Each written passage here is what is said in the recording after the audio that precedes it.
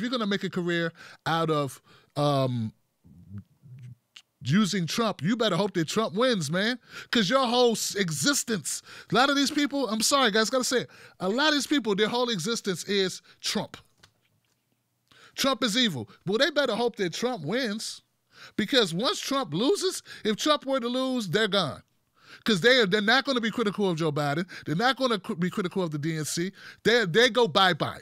They are hoping that Trump, a lot of them are quietly hoping that Trump wins, because without Trump winning, they are nothing, I tell you.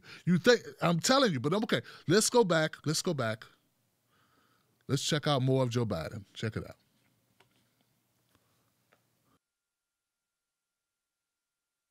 Harrisburg, Pennsylvania, progressive Democrat. Don't jump, Cedric. You look like you're way up there. I'll be okay. Thank you, George. And good evening, former Vice President Biden.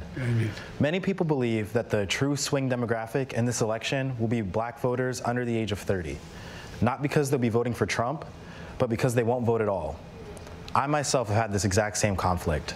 So my question for you then is, besides you ain't black, what do you have to say to young black voters who see voting for you as further participation in a system that continually fails to protect them?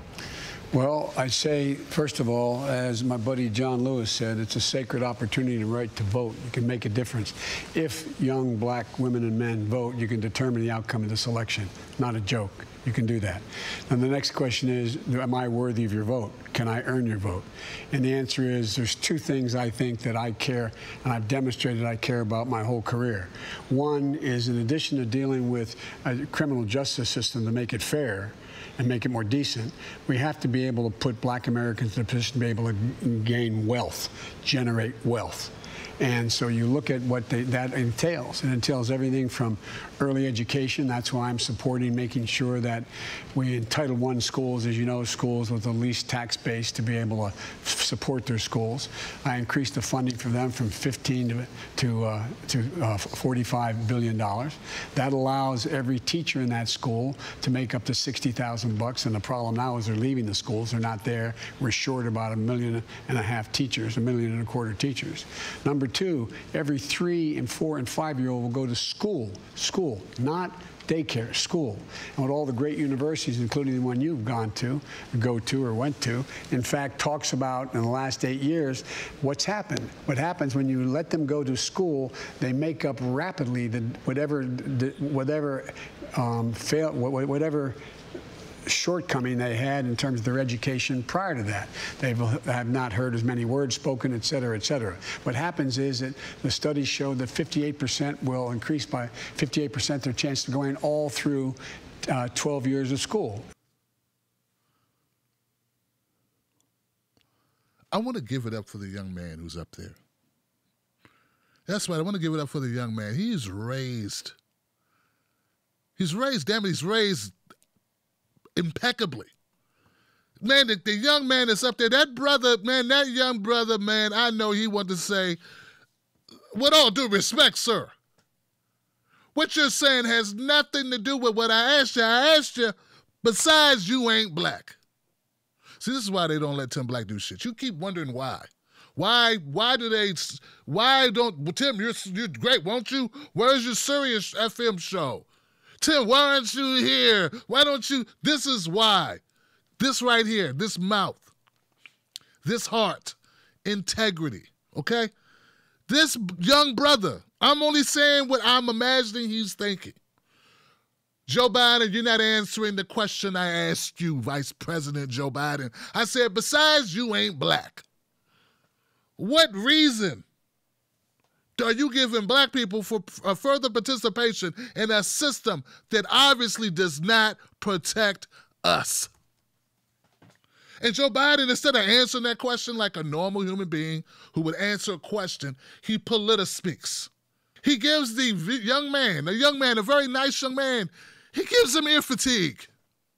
He gives them ear fatigue. That's when the politician talks so long, you get tired of listening and you just give up.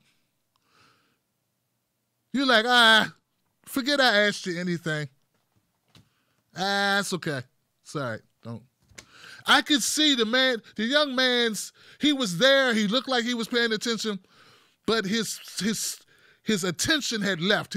He's now watching Belly. I don't know. He's listening to the new J. Cole, right? In his head, that's what he's doing. He's no longer listening to Biden. He checked out mentally. Once Biden started rambling, he was like, oh, this guy's he's not even going to pretend. And the moderator's letting him, and listen to radio again. Oh, the radio speech. Oh, yeah, I remember. The one you got in trouble for before. You didn't. You should have took that out of the Rolodex, out of the file cabinet of shit to say. You're back to the black kids don't, and they learn just as good as poor kids learn just as good as white kids. You're back to that, and we need to listen to the record players to hear words. You're back to that. Joe, and remember, this was the best town hall Joe Biden has ever had. This was amazing. He was impeccable. Woo! No one could touch him. Man, if you don't, what did the guy say? He said, if you didn't realize how amazing Joe Biden was, if you missed tonight, then you have nothing that you could say, because Joe Biden was fantastic. I want to further show this young man, and I just want everybody to applaud his ability to not ruin his career like me, because I would have said it. Who was you talking to, bruh? You had to. Here goes. Back to this. Education. That's why I'm supporting making sure that we in Title I schools, as you know, schools with the least tax. And with all the great universities, including the one you've go to or went to, 12 years of school and going through successfully. We'll also provide for the ability to bring in social workers and school psychologists. We have one school psychologist in America now for every 1,507 kids. It should be 1 to 500, not just in schools that are poor, but in all schools. Because we learned that, for example, drug abuse doesn't cause mental illness. Mental illness causes drug abuse. The failure to women and men who are going to go into a field of the future that's burgeoning, cybersecurity. And that's what's going to help a great deal. In addition to that, small business associations, and that generated $30 billion came off the sideline, because if you have a guarantee of $200,000, you, in fact, and I were the same age, and we split our differences, and we were the same age, and we went to the same builder to buy us each the same home.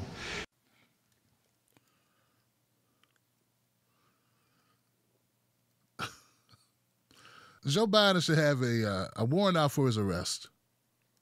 Yeah, a little warrant out for his arrest right now for assault and battery on someone's intelligence. Yeah, it's an insult. This is an insult to young black people everywhere. Joe Biden gave a rambling 6-minute response to a question of why should we vote for you? Why should we vote for anyone? It wasn't even just you. He said, besides being black, because you ain't black, why would we vote for you, Joe? And it's 6 minutes of, let me throw that against the wall. Let me throw that against the wall. Let me throw this against the wall. Now, if you're new to this show, and you're watching this, and you're not like, oh, God, we got to get Biden in there, or I'm going to cut my wrist. If you're not like that, and you still have even a little bit, an ounce of calm and an ounce of discernment, an ounce of like, yo, let me look at this for what it is. Am I wrong? Or am I being biased? Is Joe answering questions at all? And if you say, well, no politicians answer questions, then that just answered the young man's question. He's just another politician saying a bunch of crap, doing his best to run out the time, does not want that young man to do a follow-up, because George Stephanopoulos sure as hell ain't answering no follow-ups. He let Joe Biden talk for 6 minutes uninterrupted about some shit off of 4 various speeches that he's given, stitched together, weaved together in an unrecognizable elephant man discombobulation of thoughts. It's like someone opened Biden's brains and just shook all of the memories and thoughts out of it on a blanket. And they just went everywhere like blocks. Like the jungle gym with the balls in it. And they're all thoughts everywhere. He just whee! And he just throws out things. And people go, yeah, this house, he's talking, he said the word black. They don't even listen to what he's saying. It's like, what is it? What? And words and school and, I mean, come on, guys. And this is the guy. And you say, I'm not supposed to even notice this. It's like I'm in a place that everyone's naked. I'm the only one with clothes. And I'm like, damn, everybody's naked. And you're going, what's the big deal? There's no clothes on anyone. That's what it's like to be one of a very few people who used to have, afro, used to have black hair, that actually listened, grew up on hip-hop, has a black wife, a black mother, blew up in a black working class family and neighborhood, did all the regular stuff, wanted to rap and, and get a nice SUV with rims. Like most young black people grew up in the 90s. Saw my friends, almost all of them. A lot of them go to jail. Some murdered in the streets during the crack era of somehow someone boated in all that crack, cocaine, suffering from those bills that Joe Biden passed. And now I'm supposed to ignore all of that because Trump bad, Trump racist. And now, and even to talk about the truth, even if you want me to ignore it, you can't admit what your eyes see. Jamie Foxx, D.L. Hughley, you did not hear him. Joe Biden meander endlessly. Earthquake, you do not hear this. Shannon Sharp, do you not hear this?